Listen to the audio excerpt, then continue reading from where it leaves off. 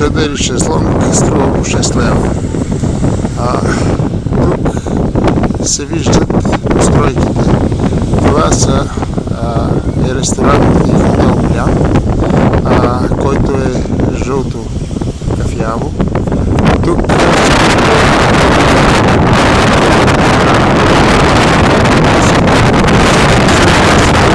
бяла с жълти балкони. И след това се вижда сградата, в която се продава ресторан. Тя е оранжева, кафява. Виждате. Сега тръгваме от буната към сградата, за да се види какво разстояние има от нея. Вървиме посока север. След това тази крайбрежната улица се нарича Морски звуци.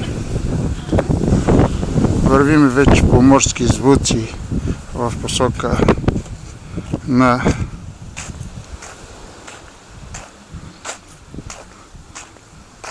запад.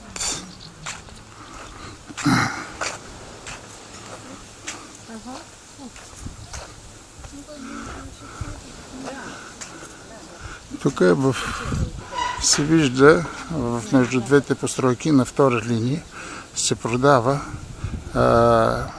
апартаменти на 650 евро от руснак, който е купил цялата сграда. Сградата е в лошо качество, непрекъснато я ремонтират. Затова евентуално и е тази цена. Характерно е тук, ето вижда се вече как наближаваме нашата сграда.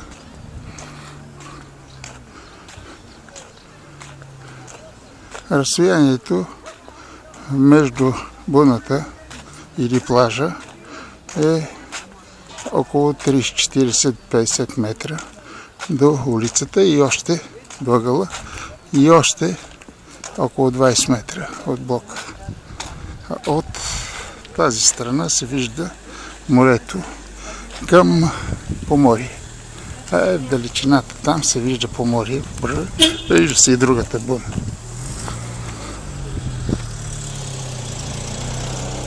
Тук не му стига шосето към Свирна, за да ме стресне.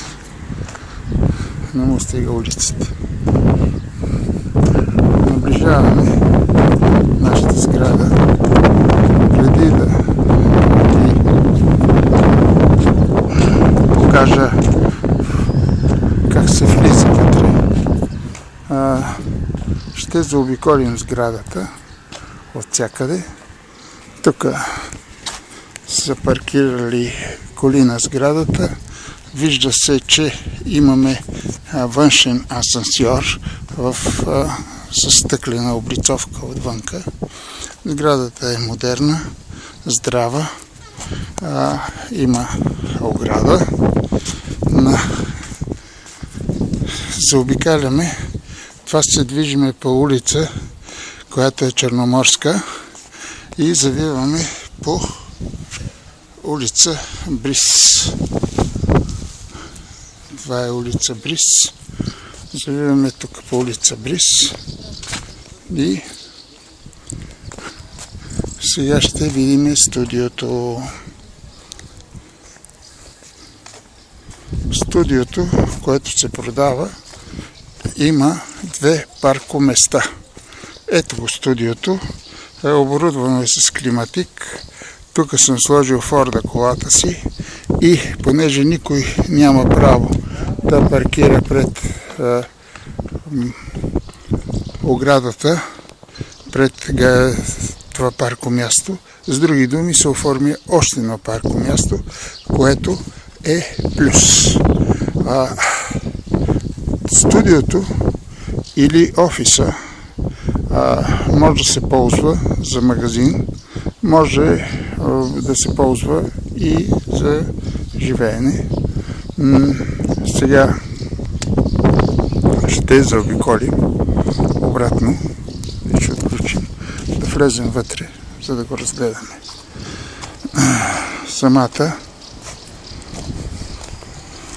Самия апартамент какво представлява.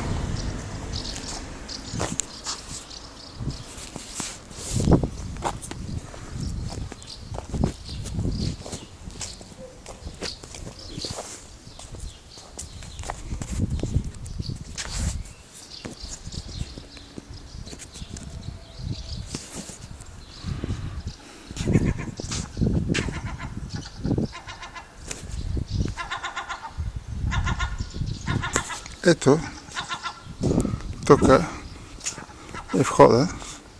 Той се заключва, но вечер, в момента е ден, не се заключва. Влизаме в следващата врата, която вада ключа.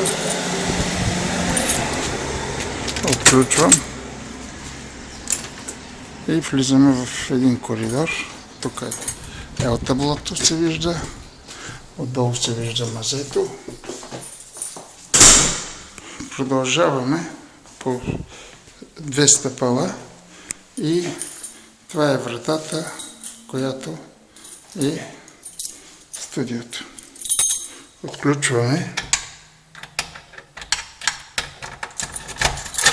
Отключваме вратата и влизаме в един коридор с пала лампата.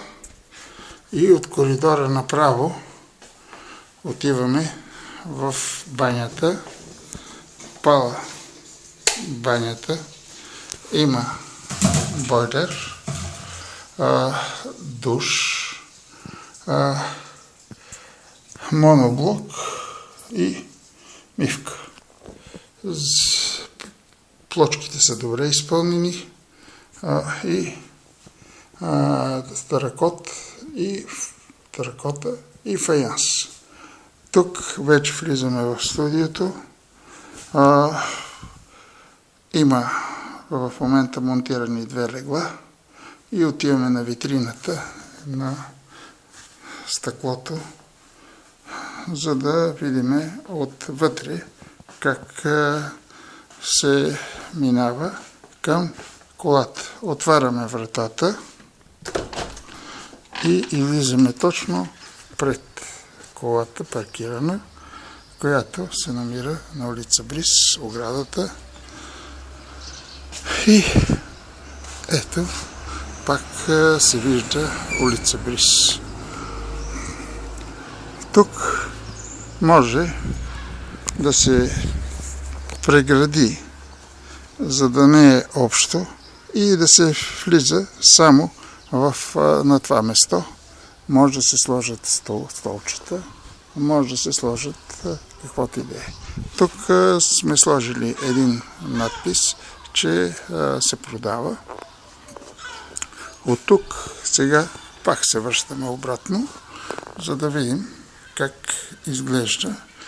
Това в бялото е мястото, където трябва да се сложи кухненски шкаф. Той не е сложен, така е решено да не е сложен. Тук е масата, компютъра, динята, както съм ял. И отвътре климатика от аплиците и в рамките на 10 минути е заснемен целият филм.